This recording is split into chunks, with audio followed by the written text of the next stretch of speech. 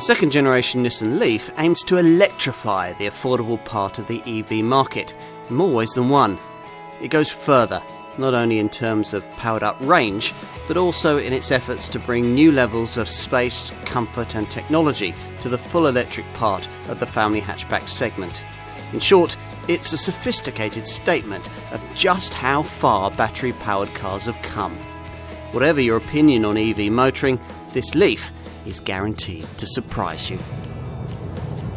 Can an electric car really be enjoyable to drive? Nissan says this one is. A light tap on the throttle delivers the kind of seamless pull-away demeanour you'd expect from this kind of car. But a sharp stab with the right foot fires the Leaf forward like a scalded cat. The 150 PS power output you get from this Mark II model represents a 40% increase in motor power that comes with a 25% increase in torque. And an increase in battery capacity from 24 to 40 kilowatt hours for standard models means that the operating range is increased to an official and actually reasonably realistic worldwide harmonised light vehicle testing procedure figure of 168 miles, considerably more than direct competitors can offer. But to get even an early three-figure driving range, you're going to need to make copious use of the various driving aids that Nissan provides.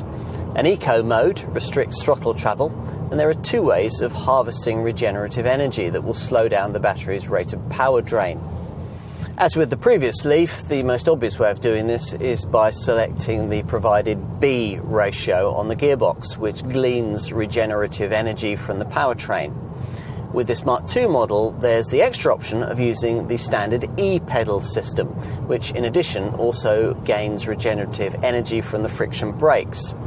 With E-pedal activated, you'll hardly ever need to press the brake pedal. The car slows itself, which sounds strange, but is something you adjust to pretty quickly.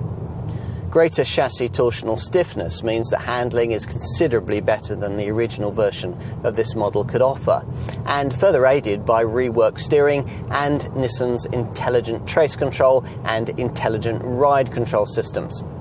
Plusher models get the brand's suite of Pro Pilot semi-autonomous driving aids and the Pro Pilot Park system, which can slot you into a space at the press of a button. You'll want to know about charging. A 7 kilowatt hour 32 amp wall box for your garage comes at no extra cost, which is just as well because charging from a domestic plug would take a yawning 21 hours. Using the wall box, that figure reduces to just 7.5 hours. If you find a rapid charging point, they're at Nissan dealers and in motorway service areas, you'll be able to replenish your battery to within 80% of its charge in around 40 minutes. Nissan reckons that the daily charging process will add no more than about £25 to your monthly electricity bill, which doesn't seem much when you take into account the huge savings you'll be making on fuel and the fact that full electric cars attract a benefit-in-kind tax liability of only 9%.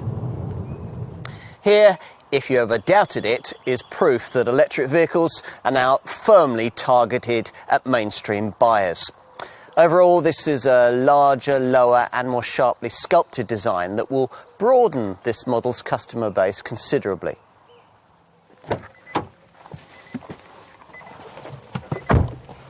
Buyers moving into electric vehicle ownership for the first time will also find the transition easier once they get behind the wheel.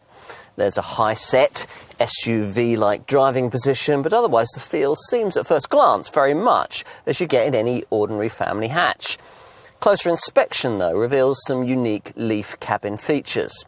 A stubby little auto gear lever and an instrument binnacle display that, curiously, mixes an analogue speedo with an accompanying customisable colour TFT display. Now, pretty much everything else you'll need to know is delivered by the centre dash 7-inch Nissan Connect EV7 monitor that nearly all variants get. It's not as sophisticated as the screens you get in rival EV models, but with smartphone mirroring and navigation, including a map showing local charge stations, it delivers most of what you'll need to know.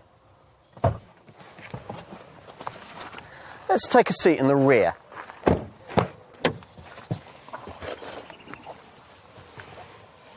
Bottom line, No other EV on the market can offer you more rear seat space.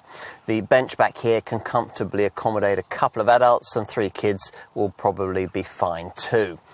Taking 3 large folk, though, is made difficult by the prominent height of this centre transmission tunnel. Lift the tailgate and you find yourself faced with a 436-litre cargo bay, around 100 litres more than the previous generation model could offer. Nissan's EV remit has been broadened quite a bit with the second generation version of this design. Only longer journeys now require nervous range calculation. The looks won't leave the neighbours assuming you've joined the Green Party. Charging's now more straightforward, and the interior no longer makes you feel like you're in some kind of concept car. You'll quickly adapt to the smooth driving demeanour made possible by the clever e-pedal. And the extra connectivity, the semi-autonomous driving aids and the stronger standards of safety are all welcome. Which leaves us with what? Another defining moment in electric vehicle history? It certainly feels like it.